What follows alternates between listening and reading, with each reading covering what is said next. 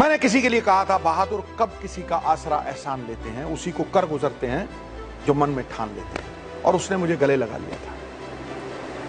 मैंने वो शाबाशी के लिए नहीं कहा था, हौसला अफजाई के लिए नहीं कहा था, वो हकीकत थी जो मेरे अंदर के अंतःकरण से उसके लिए उभरी थी। क्योंकि मैंने उसे मुश्किल हालात में झेलते हुए देखा है, किस तरह की उपेक्षा हुई, निंदा हुई, किस तरह की दुश्मनी हुई, दुश्मनबाजी हुई, और किस तरह से उसने वो सब कुछ हैंडल किया।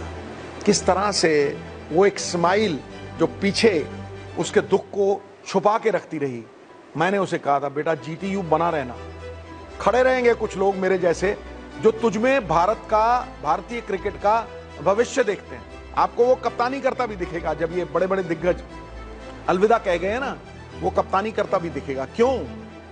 क्योंकि वो ये नहीं कहता कि मुझ में विश्वास करो, वो कहता है खुद में विश्वास करो। तुमने जिस जिगरे के साथ वो आखिरी ओवर अपने उत्तरदायित्व को एक्सेप्ट किया, रिस्पॉन्सिबिलिटी मेक्स यू बेटर और बिटर, इट डेवलप्स यू और रूइंस यू।